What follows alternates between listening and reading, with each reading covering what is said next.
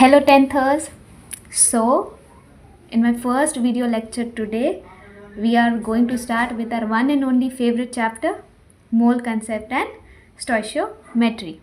But before starting in details that what is mole concept and what do we mean by stoichiometry, I want to discuss about gas laws. Yes, I know gas laws आप लोग already standard 9 में पढ़ चुके हैं, ढेर सारे numericals practice किए थे, but these gas laws are equally important for standard 10 as well. ठीक है, तो चलो what are these gas laws? Gas laws एक तरह के रूल्स एंड रेगुलेशंस है जो गैसेस फॉलो करते हैं. यस, गैसेस भी रूल्स एंड रेगुलेशंस फॉलो करते हैं, ठीक वैसे ही जैसे हम सब फॉलो करते हैं, राइट? चलो, gas laws are certain rules and regulations that gases follow so that उनके, अब देखो गैस के एनवायरनमेंट में कोई भी चेंज हुई, ठीक है, गैस के एनवायरनमेंट में कोई भी चेंज हुआ तो वो गैस उस चेंज के प्रति या फिर उस चेंज के लिए किस तरह अपने आप को मॉडिफाई करता है, किस तरह अपने बिहेवियर को रिप्रेजेंट करता है, यही सारी चीज़ें गैस लॉज हमें बताती है. अब वो कौन सी ऐसी चीज़ें हैं जो गैस के बिहेवियर को डिसाइड करती है? तो गैस का behaviour is decided by these 4 physical properties. Now what are those 4 physical quantities? First is pressure, next is volume, the third is temperature, and yes, fourth is amount of the gas which is under consideration. ठीक है, तो चलो इसको समझने के लिए एक system को कंसिडर करते हैं. सिस्टम मतलब एक कंटेनर हमने ले लिया है और इसके अंदर एक गैस को एनक्लोज कर दिया गया है with the help of a movable piston. ये पिस्टन ऊपर या फिर नीचे मूव कर सकती है. अब इसके अंदर हमने गैस को फिल कर दिया, ठीक. अब गैसेस के बीच में बहुत ज़्यादा इंटरमॉलिक्यूलर स्पेसेस रहती हैं. क्यों रहती है? क्योंकि गैसेस में intermolecular force of attraction minimum होती है. फाइन, तो सारे गैसियस पार्टिकल्स इधर उधर आसानी से मूव कर रहे हैं, तो वो कंटेनर के इनर वॉल्स में कोई ना कोई प्रेशर तो ज़रूर से एग्जर्ट कर रहे होंगे ना, तो let that pressure B P1. अब जितना जगह ये गैसियस पार्टिकल्स ऑक्यूपाई कर रहे हैं इनसाइड दिस कंटेनर, उसको V1 कंसिडर कर लेते हैं. और मान लो कि ये कंटेनर रूम टेम्परेचर, मान लो ये कंटेनर रूम टेम्परेचर पर ही रखी हुई है, तो ये सारे गैसियस पार्टिकल्स का टेम्परेचर कितना होगा? T1. अब हमने इस कंटेनर के अंदर फिक्स कर लिया है ना अमाउंट ऑफ द गैस, तो amount of the gas be N. ठीक, अब हमने इस सिस्टम को या फिर इस कंटेनर को बाहर से, ये गैस के बाहर वाले रीजन को गैस का एनवायरनमेंट कहेंगे या नहीं कहेंगे? अब गैस को एक्सटर्नल हीट एनर्जी प्रोवाइड किया हमने. क्या किया कि गैस के एनवायरनमेंट में हीट एनर्जी प्रोवाइड किया, तो हमने क्या देखा? That the piston moved upwards. ऐसा कैसा हो गया? क्योंकि gaseous particles were already moving here and then, randomly they were moving because they were having kinetic energy. यहाँ पे भी गैसियस पार्टिकल्स के पास काइनेटिक एनर्जी थी. अब ये काइनेटिक एनर्जी क्या है? जब कोई भी ऑब्जेक्ट मोशन में रहता है, when any object is in a state of motion, it is using some kind of energy. So तो उस एनर्जी को क्या कहेंगे? Kinetic energy. ठीक है, अब heat is also a form of an energy. Fine, अब इस कंटेनर के अंदर जो गैसियस पार्टिकल्स थे उनको बाहर से हमने और ज़्यादा हीट एनर्जी प्रोवाइड कर दिया. ठीक, अब ये गैसियस पार्टिकल्स की काइनेटिक एनर्जी और ज़्यादा इंक्रीज हो गई ना, तो सारे गैसियस पार्टिकल्स ने इस पिस्टन को ऊपर की तरफ डिस्प्लेस कर दिया. ठीक है, तो इस एक्सपेरिमेंट में हमने क्या सीखा कि गैस के एनवायरनमेंट में कोई भी चेंज हुई तो what was that change, we increased the temperature of the gaseous particles. तो गैस ने उस चेंज के प्रति किस तरह रिएक्ट किया, उस चेंज के लिए उस गैस ने अपना वॉल्यूम इंक्रीज कर लिया। अब प्रेशर डिक्रीज कर लिया। अब टेम्परेचर तो ऑब्वियसली इंक्रीज करेगी ही ना, क्योंकि हमने तो हीट एनर्जी प्रोवाइड किया, तो गैशियस पार्टिकल्स का टेम्परेचर और ज़्यादा इंक्रीज हो गया ना। फाइन। तो gas laws are equations that describe the relationship between the physical properties. अब physical properties of a gas such as its temperature, pressure, volume and quantity of the gas which we are under consideration. Fine.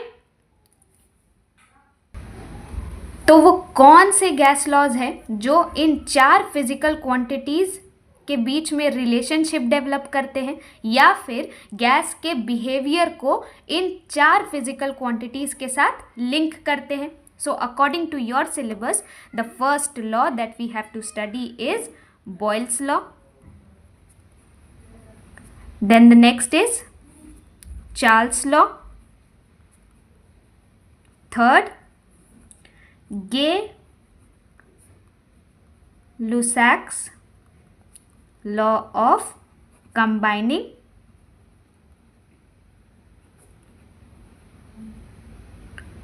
volumes.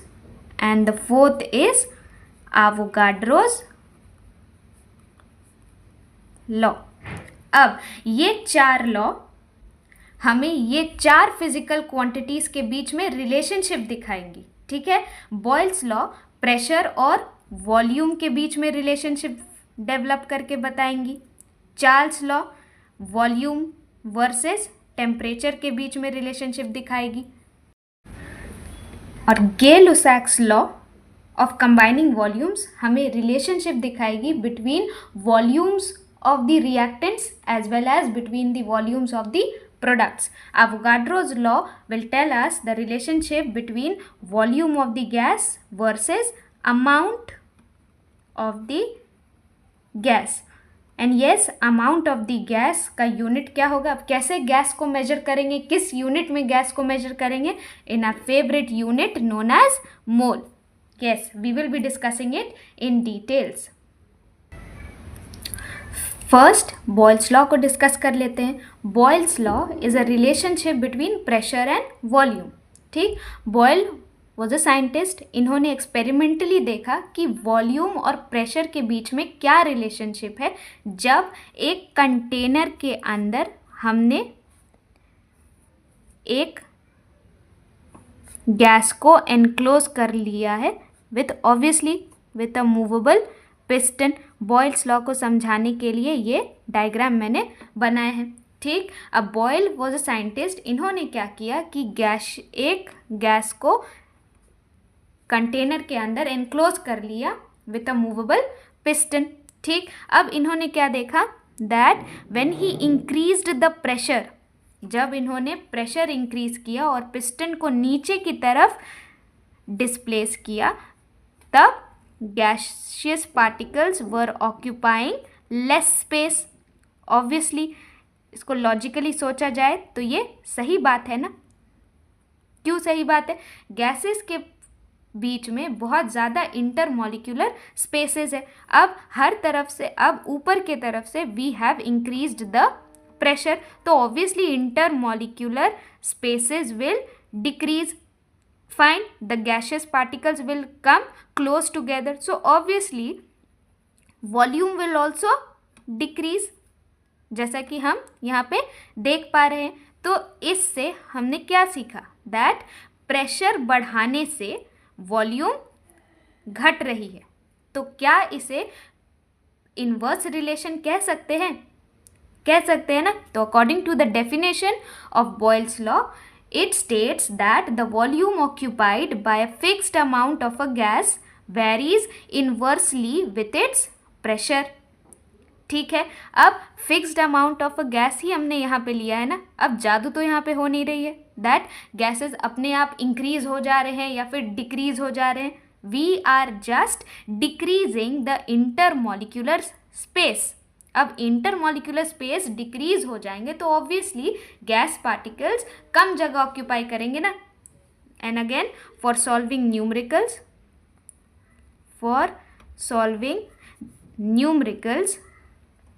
use this formula P1 V1 is equals to P2 V2. ये relationship जो हमने देखा that on increasing the pressure volume decreases.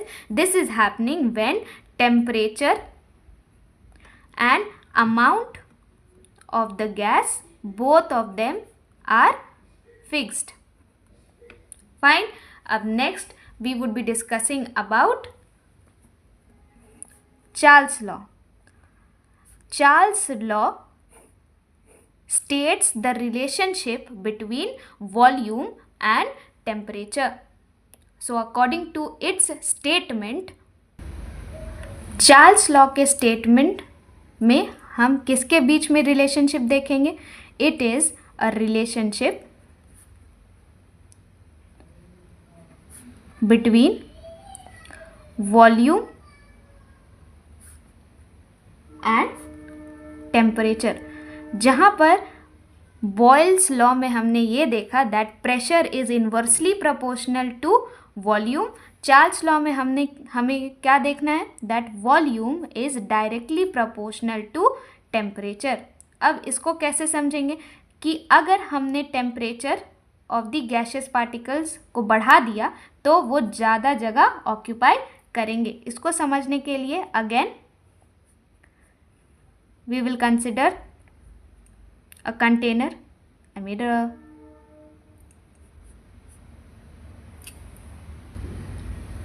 again the same container.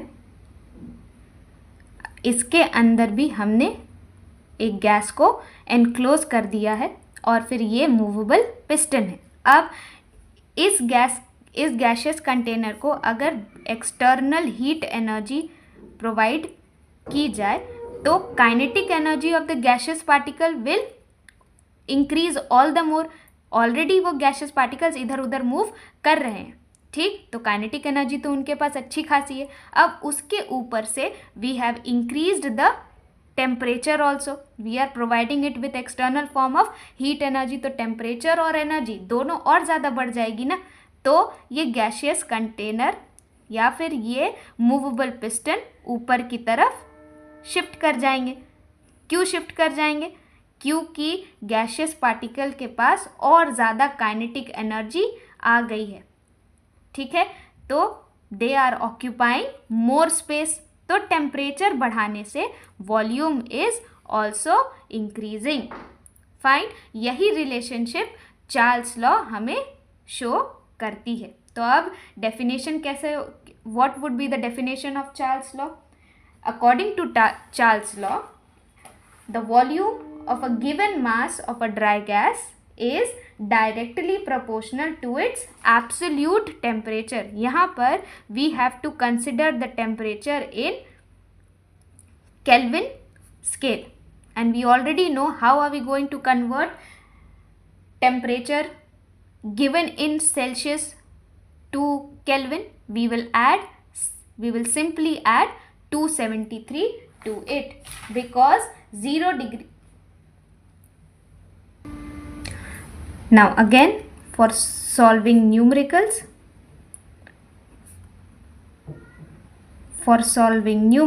we will use this formula. V1 by T1 is equals to V2 by T2. ये सारे conditions, ये सारे behavior कब हो रहे हैं? When we have fixed the pressure as well as amount of the gas, right? अब third we would be discussing about Gay-Lussac's law of combining volume. Charles law को डिफाइन करने के पहले हमें एक चीज़ ध्यान रखना है that this case which I had shown is in the open atmosphere, ये ओपन एटमॉस्फेयर में ही रखी हुई है, तो ये पिस्टन के ऊपर pressure is fixed, 1 atmospheric pressure. यहाँ पर भी एटमॉस्फेरिक प्रेशर ही है, वो तो गैशियस पार्टिकल्स की एनर्जी और ज़्यादा इंक्रीज हो गई है, तो it is increasing the pressure on the piston and it is moving upwards. Fine. Class, next we should be discussing about Gay-Lussac's law of combining volumes. Now, Gay-Lussac was one of the scientists. इन्होंने क्या notice किया? That volume of hydrogen और oxygen जो combine करके water vapour बना रहे थे, तो उनके वॉल्यूम में एक सिंपल रिलेशन थी। फाइन। और उन्होंने क्या नोटिस किया? That every 2 litres of hydrogen required 1 litre of oxygen to form 2 litres of H2O।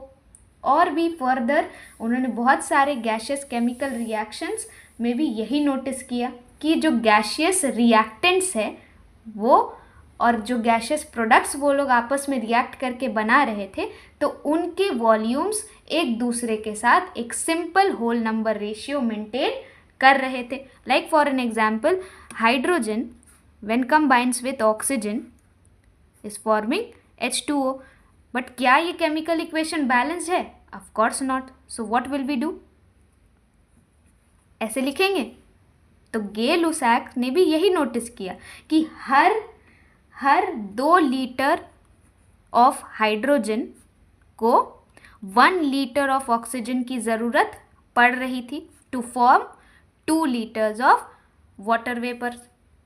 Fine. तो क्या ये रेशियो, क्या ये volume of the gaseous products आपस में एक simple whole number ratio maintain नहीं कर रहे हैं? हाँ, कर रहे हैं, as stated forward by Gay Lussac. Fine. इन्होंने और भी गैशियस रिएक्टेंट्स या फिर गैशियस रिएक्शंस में ये सारी चीज़ें ऑब्जर्व की कि कुछ तो रिलेशन है between the volume of the gaseous products and the volumes of the gaseous reactants.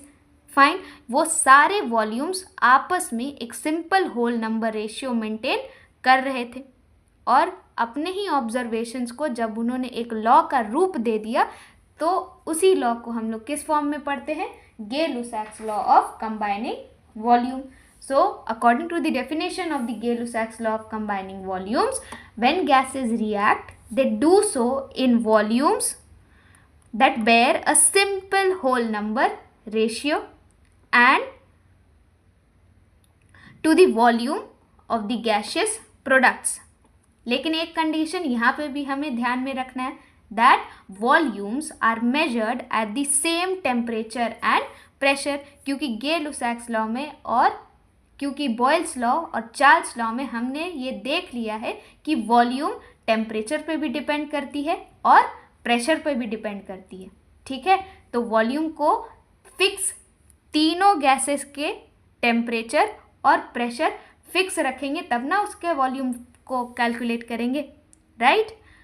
अब we must be solving some questions. Gay Lussac's law में एक क्वेश्चन हम लोग सॉल्व करते हैं। तो first question is like for an example 450 cc of NO and 200 cc of oxygen are mixed together and ignited. Obviously standard 9 में आप लोग ये पढ़ चुके हैं कि there are certain conditions required to bring a chemical reaction. अब दोनों गैसेस को आप एक्सटर्नल हीट एनर्जी प्रोवाइड नहीं करेंगे तो कैसे दोनों के बीच का फोर्स ऑफ अट्रैक्शन कमज़ोर होगा? कैसे ऑक्सीजन आकर के NO से कंबाइन करेगा? तो external form of heat energy आपको देनी होगी ना। Fine. Now you have to calculate the composition of the resulting mixture. Please pause the video and try for yourself. Now I hope आप लोगों ने कैलकुलेट कर लिया है।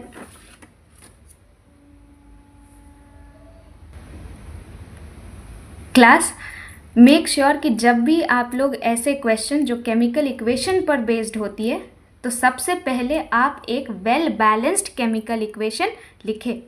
फाइन। अब यहाँ पर नाइट्रिक ऑक्साइड को ऑक्सीजन के साथ रिएक्ट करना है, तब ना जाकर के NO2 बनेगा। अगर केमिकल इक्वेशन को बैलेंस नहीं करेंगे तो law of conservation of mass valid नहीं होगी। फाइन। तो we need to balance the chemical equation. Fine. अब इसमें Gay Lussac's law of combining volume को अप्लाई करना है।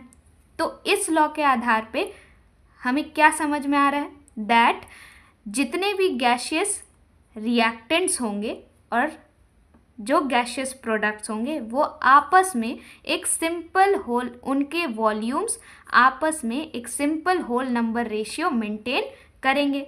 अब इसको ऐसे समझो, हर 2 लीटर ऑफ NO को 1 लीटर ऑफ ऑक्सीजन की ज़रूरत होगी, तब जा कर के 2 litre of nitrogen dioxide form होगी। फाइन। अब नाइट्रिक ऑक्साइड 450 cc है और ऑक्सीजन 200 cc है। इसमें शुरुआत ऑक्सीजन से करेंगे। फाइन। अब अगर ऑक्सीजन 200 cc है तो नाइट्रिक ऑक्साइड के कितने वॉल्यूम्स की ज़रूरत होगी? हर 1 लीटर को, every 1 litre of oxygen will require 2 litres of nitric oxide. Fine. अब volume of NO required is twice of, देखो हर एक के लिए 2 की ज़रूरत पड़ रही है, it is volume of NO required will be twice of volume of O2 which is 2 into 200 which is 400 centimetre cube. Fine. लेकिन हमारे पास NO कितना है? 450, लेकिन ज़रूरत तो 400 की है ना, तो कितना वॉल्यूम बच जाएगा ऑफ NO का, कितना वॉल्यूम अनयूज्ड हो जाएगा? तो volume of NO left unused is equals to 450 cc minus 400 cc। कितनी बच गई? 50 centimetre cube of NO is left unused. Fine. अब वॉल्यूम ऑफ NO2 कितना बना? जितना ऑक्सीजन होगा उसका दुगना नाइट्रोजन डाइऑक्साइड का बन रहा है। Gay-Lussac's law of combining volume का रेशियो देखेंगे तो, ठीक, जितना ऑक्सीजन उसका दुगना, जितना ऑक्सीजन उसका दुगना। अगेन, जितना वॉल्यूम ऑफ NO2 कितना होगा? Again twice of volume of O2, that means 2 into 200 cc। कितना हो गया? 400 सेंटीमीटर क्यूब। अब ये केमिकल रिएक्शन एक कंटेनर के अंदर हो रही होगी ना। फाइन। अब उस कंटेनर के अंदर पहले हमने नाइट्रिक ऑक्साइड डाल दिया, फिर उसके अंदर ऑक्सीजन डाल दिया और फिर इसको इग्नाइट कर दिया। अब रिएक्शन होने के बाद पूरा का पूरा ऑक्सीजन यूज अप हो गया, लेकिन नाइट्रिक ऑक्साइड का 50 cc बच गया ना। अब इसी कंटेनर के अंदर कुछ वॉल्यूम नाइट्रोजन डाइऑक्साइड की भी होगी। फाइन। वही तो क्वेश्चन में आपसे पूछ रहा है। We have to calculate the composition of the resulting mixture. So the resulting mixture, क्योंकि सिर्फ और सिर्फ इस कंटेनर के अंदर नाइट्रोजन डाइऑक्साइड नहीं है, क्योंकि सारे रिएक्टेंट्स पूरी तरह से इस्तेमाल नहीं हुए ना, उसमें से एक रिएक्टेंट अनयूज्ड रह गया, तो वो भी तो उसके अंदर ही रहेगा ना। फाइन। तो what would be the volume of the resulting mixture? 50 cc of NO plus 400 cc of nitrogen dioxide. So answer would be 400 centimeter cube. Fine. वैसे इस क्वेश्चन से हमने क्या सीखा कि ज़रूरी नहीं है कि सारे amounts of the reactants completely use हो जाए. फाइन. ज़रूरी तो नहीं है ना. जो रिएक्टेंट का अमाउंट कम पड़ जाएगा तो रिएक्शन तो पूरी तरह से कंप्लीट नहीं होगी ना, क्योंकि सारे रिएक्टेंट्स के जितने भी अमाउंट्स हमने लिए थे वो पूरी तरह से यूज़ नहीं हुए. तो जो रिएक्टेंट कम पड़ जा रहा है वो तो रिएक्शन को आगे बढ़ने नहीं दे रहा है ना, क्योंकि वो रिएक्टेंट लिमिटेड अमाउंट में हो गई है. फाइन. तो जो रिएक्टेंट लिमिटेड अमाउंट में प्रेजेंट होगी उस रिएक्टेंट को हम लोग क्या कहेंगे? लिमिटिंग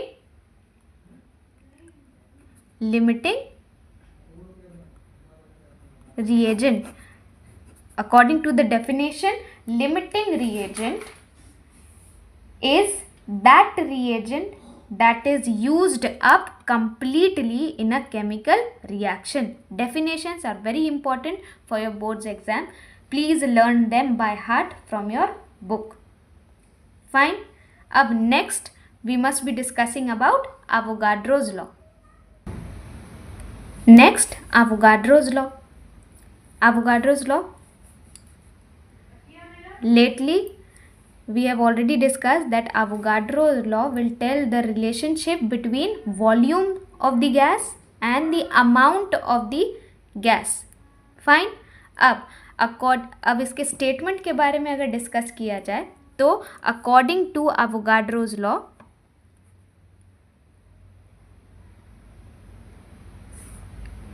equal volumes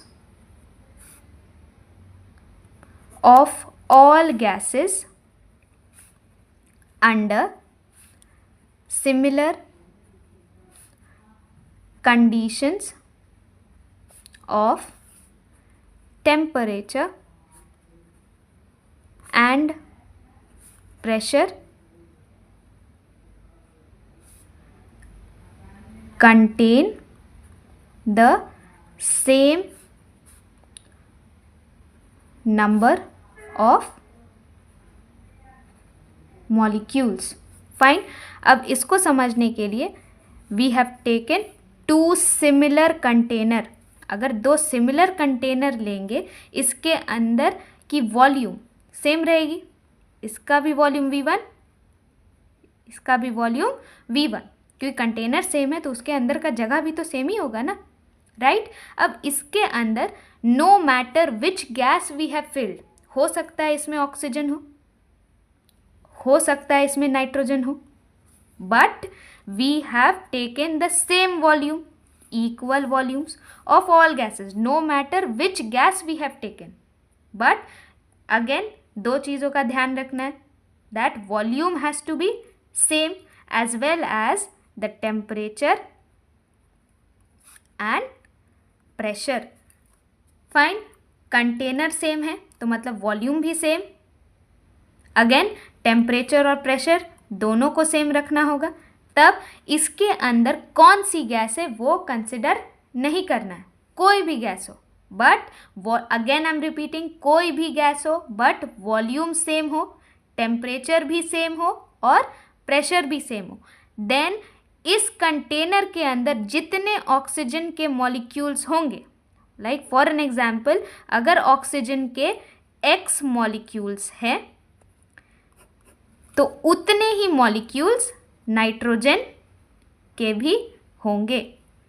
ये एवोगाड्रो ने नोटिस किया था और जब अपने ऑब्जर्वेशंस को उन्होंने एक लॉ का रूप दे दिया, उसे हम एवोगाड्रोज लॉ के रूप में पढ़ते हैं.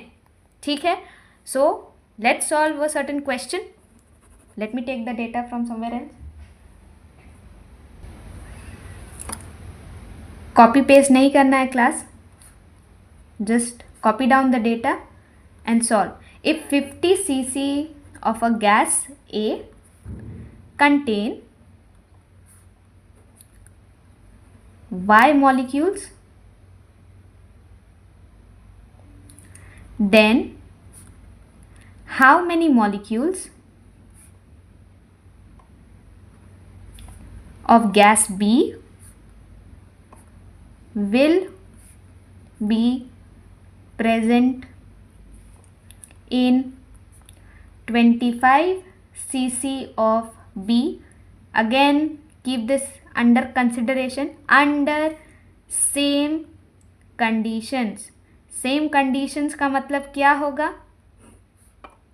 That temperature and pressure is fixed. ठीक है, please pause the video and try your self. जिसका आंसर y/2 आया है, प्लीज लेट मी नो. चलो अब मैं सॉल्व करूं. This is container A, this is container B. Explanation के लिए पहले समझो. This is container A and this is container B. Fine. Container A में गैस ए है. इसके कितनी वॉल्यूम है? 50 सेंटीमीटर क्यूब या फिर 50 सीसी.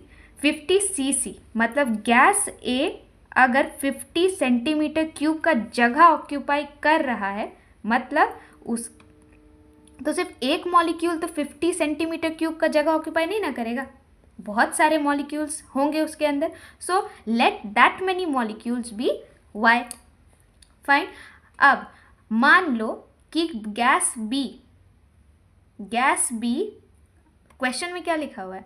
दैट हमें गैस बी मतलब गैस बी का कितना मॉलिक्यूल्स होगा अगर कंटेनर 25 सीसी का हो गया, मतलब जगह कम है बट कंडीशंस सेम है. फाइन.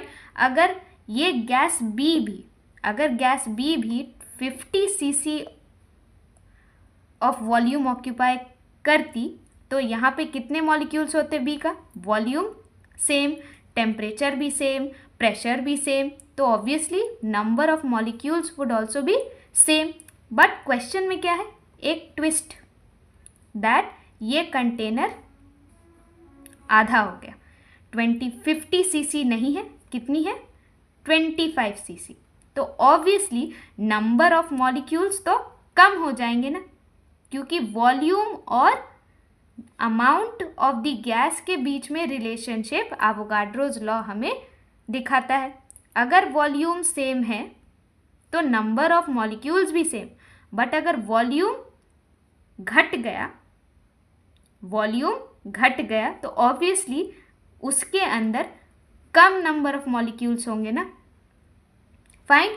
50 रहती तो y molecules, but volume half हो गई तो ऑब्वियसली मॉलिक्यूल्स भी हाफ हो जाएंगे. So the answer is y/2 molecules of gas B.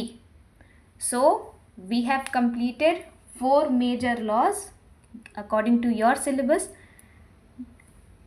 We will be continuing it further in the next lecture. Thank you. Please study well and give wonderful results.